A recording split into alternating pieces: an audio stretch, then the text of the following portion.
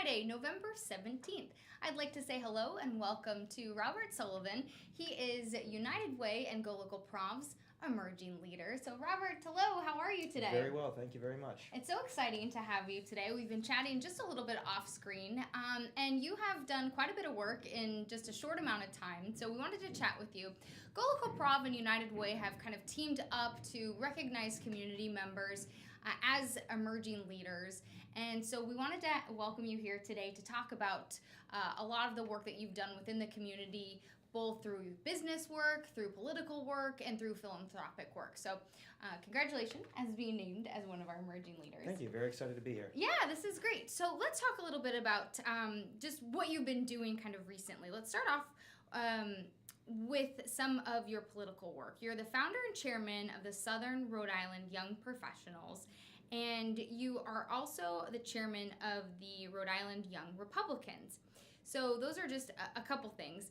And you were also the youngest elected Rhode Island delegate to the 2016 Republican National Convention, which is a pretty neat opportunity. So let's start off with that. What was that like for you? Sure. So it was actually very intimidating as far as getting involved in national politics.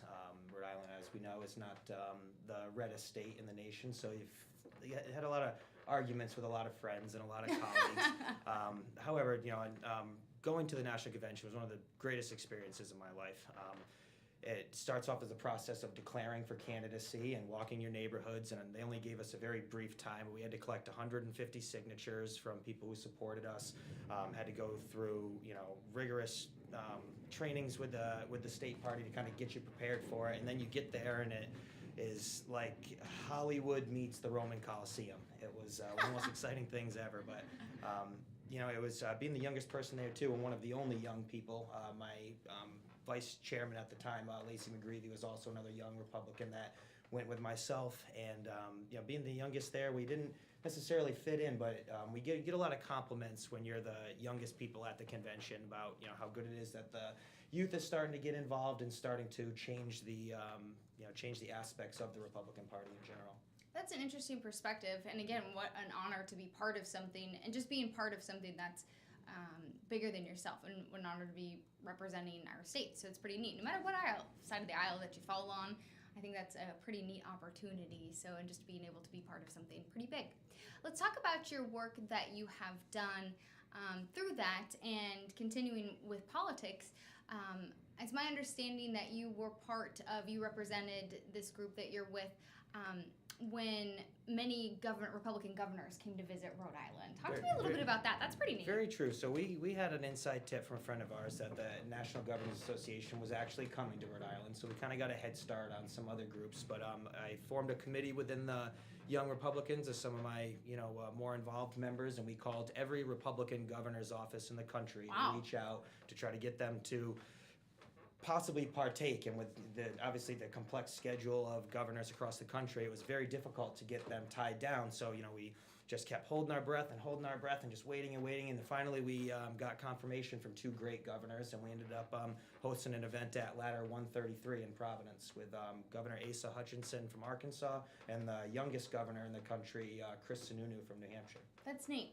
Why do you think that's valuable to be able to bring other politicians into our state and open up discussions and be able to show off what we have here? Sure. Well, specifically, having Chris Sununu here was big to try to, one, encourage younger people to stay involved in politics and show that, you can be young, and actually he was very much acted like a younger, relatable individual at our event. So it was really great to see that you could be a real person, younger. You don't have to be just a groomed politician to become in office. But it's more importantly to concentrate on New Hampshire, I feel, because they're so relatable to Rhode Island, both in size, population, demographics, and to the fact that they have, clearly proven that they're managed much better than Rhode Island, and we could certainly take tips from them. So to hear the governor give his opinions on what he thought Rhode Island was compared to New Hampshire was very interesting as well. Yeah, I think that New Hampshire has a lot of the same issues, good and bad, that we face here.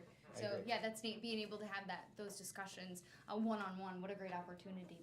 Let's talk a little bit about the work that you do with Southern Rhode Island young professionals. You actually started up this group. Talk to me a little bit about starting it and kind of what you've learned by speaking with other young professionals such as yourself. Sure. So I've been a member of the Southern Rhode Island Chamber of Commerce for the last 5 years, and they've been very supportive. They're supportive of all of their members, and they host, some of the most active and live networking events in pretty much all of Rhode Island. And I just started to notice that the younger population started to fall off a little bit, although there was still a very active young population involved in the chamber. But I just wanted something specifically driven, so I reached out to the executive director, Elizabeth Berman, and she was very, very excited to be able to work with young professionals and try to get something revived. I guess it kind of tried to take off at one point, but then kind of fell flat. And then, so we got it going again. But since then, 4 years ago, we've hosted a networking event once a month at local Chamber of Commerce businesses from Whalers Brewing in Wakefield, Sons of Liberty, Old Mountain Lanes. We try to do things more geared toward the younger population to really enforce developing relationships with one another. And why do you think that's key, just to be able to get out and chat with people? You and I were talking just a moment ago about how, you don't have to be a business owner. You don't have to even have a job to come to these events. No. Which I think that's a great point. What a better way to be able to go out and talk to people if you are looking for a job. Sure. Well, as a young professional, your contact portfolio tends to grow over time, and when you network and work with other businesses and you build relationships and a trusting working relationship with one another, other businesses then open up their contacts to you. And I was able to grow my company almost triple the size in just almost 3 to 4 months, just once I began business networking strategically and concentrating on building relationships with people in relative fields to mine. But if I wasn't out there, meeting other painters or plumbers or other contractors in different fields, I never would have really benefited from the relationships that I would have developed. Yeah, and I think that's so valuable to do, is just being able to get out and network with other people, just building those relationships. Rhode Island has such a great community feel to it that we can all learn and grow from each other. Let's talk a little bit about what you do when you're outside of business and when you're outside of politics, how you're giving back to the community, because this is pretty special to you. Talk to me just about how you're making Rhode Island better. Sure. So I own a landscaping company down in South Kingstown, and we use our equipment and our time to give back quite a bit to South Kingstown and a lot of South County as well.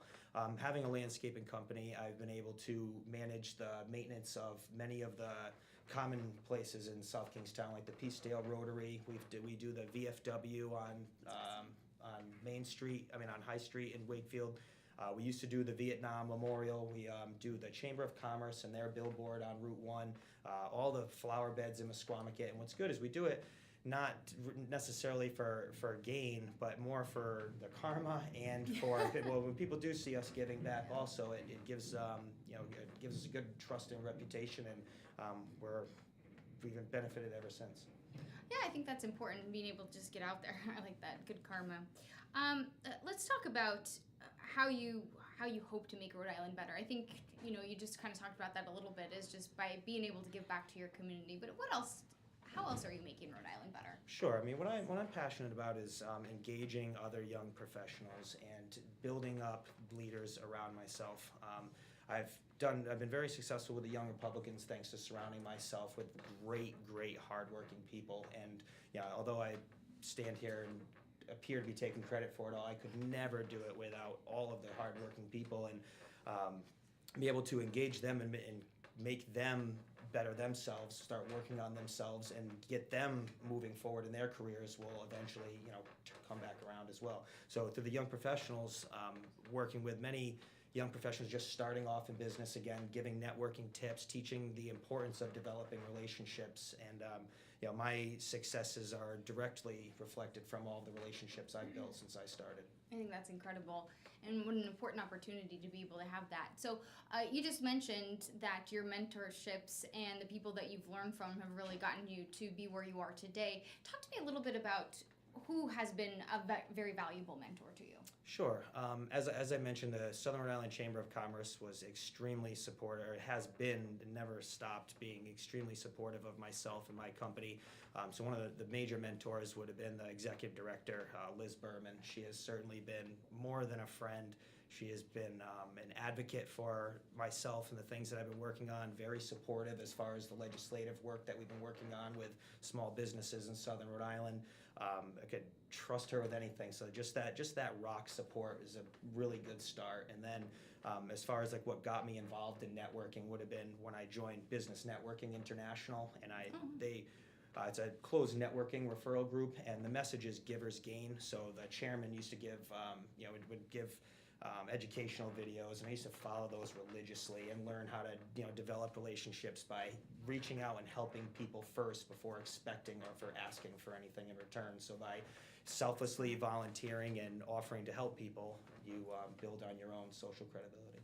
I think that's smart. It's good advice, right? I think just being part of the community is what makes our community so great. So just to be able to take back from the community, you have to give to it, right? Otherwise you're never able to really truly get anything out of the community unless you're actively participating in it. And I've had that discussion with several people on the show and off the show. I really strongly believe in that. Let's talk a little bit about some of your success and some of your failure, because as an emerging leader, you've had both, right? So talk to me what you've learned about some of your failures. Sure. I think that between successes and failures, I feel like the biggest leg up that I had was just showing up. I mean, you show up. I mean, a lot of the things when I started my landscaping company, I had very little landscaping experience, knew nothing, and then blossomed by getting involved and getting my hands dirty. The same thing with politics. I didn't go to school for political science. My family is not politically involved whatsoever or connected. So that was, again, just by showing up, educating myself through experience, and when you're the only one standing there, it's very, very easy to move forward, honestly. So a lot of the organizations, I belong to a half a dozen boards, and the biggest issue with the boards is attendance and making sure that people just show up. And sometimes all it takes is a few minutes from each person, and you can really get the gears spinning, and just people don't show up. I think that through my successes and failures, showing up was the biggest advantage that I had to a lot of the other people I was up against. I like that. So as you move forward and you're participating, you just mentioned you're part of 12 boards at least. There's probably more you don't even remember you're part of right now. What do you think is one thing that everyone in this state can do as we try to move the state forward? I would say politically anyway, I think the way that we can start moving forward is learning to listen to one another. I've done a very good job of listening to most of the people that I've ever encountered and try to be the last to speak, hear everyone else's opinion. So one, you don't throw out, opinions that things that you don't mean because you're uninformed, but certainly. Yeah, it's I think right now, especially listening to each other, and you might not always want to hear what the other person's saying, but I think there's a lot that gets tossed out when you don't listen to one another. Well, it is, right? and if we do, we could start actually working on the problems going forward. I mean, if you're unwilling to listen, then you're going to be stuck in this echo chamber of just listening to the same talking points and the same people. You really got to step outside the lines and hear the other people's opinions. You don't have to agree, but you certainly have to try to understand where they were coming from, where their thoughts originated from, and maybe if you're going to try to convince them otherwise, it's not going to be from screaming and hollering at them. It's from getting them to actually understand and speaking to people's hearts. Exactly. So if we all can just start listening to each other, maybe talking to each other respectively is also a good place to start too. I don't know. That's just me. That's just me. And then it's easier to listen to each other too, right?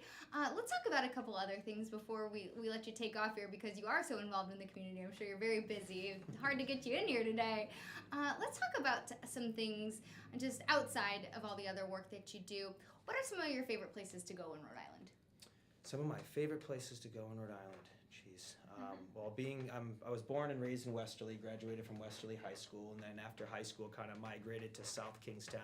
So Providence has always been I don't want to say it's too distant of a place. In Rhode Island terms, Providence is very far from Westerly. Well, from Westerly, yeah, it must be real far. You got to pass the tower, and then you got to pass the airport. You're in another territory. But I've always enjoyed being in Providence. I obviously enjoy the beaches, but through my work, I'm constantly on the coast, so it's nothing new to spend the weekend at the beach, and I do enjoy doing new things. So Providence has been very interesting.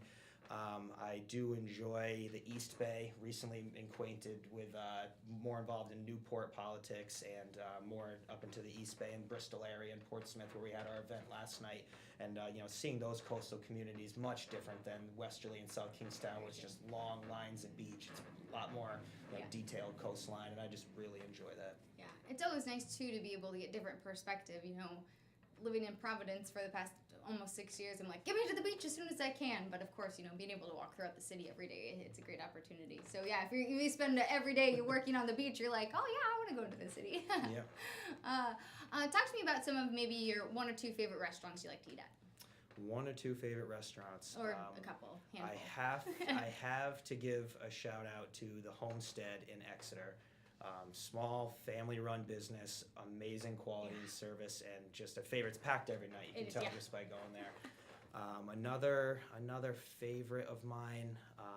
Honestly, in Wakefield, the Mills have been doing a lot, and between our brewery with Whalers Brewing down there and Sons of Liberty Distillery. Yeah, I haven't been yet, but heard it's good. They are amazing. They've really both trying to outdo each other. It's just, so it seems, because they're both just so awesome. So like to go out and just have a drink after work, or do a one-to-one networking, social. Certainly, the Mills have been coming a long way. Yeah, definitely. Okay, and before you go, do you have a favorite book you've read recently, or just a favorite book in general? What can we find you reading? Do you have time to read? I read a lot of newspapers, actually. Okay. Through the beginning of my landscaping career, I very rarely kept up with just the news, because it just seemed like headaches and headaches, like to most people. I try to follow the news, so I guess you'd find me with a newspaper. All right, so that's what we can see you. So Robert Sullivan, thank you so much for joining us today and being part of one of our emerging leaders. You can find more about him online, and I'm sure you'll be back eventually sometime. Kate will have you in the politics hour, so you can talk more about politics with her. Sounds great. We'd love that. So appreciate it. Thank you for having me. Good chatting with you. Appreciate it. Everyone hang tight as we get set up here for our next guest on Go Local Live.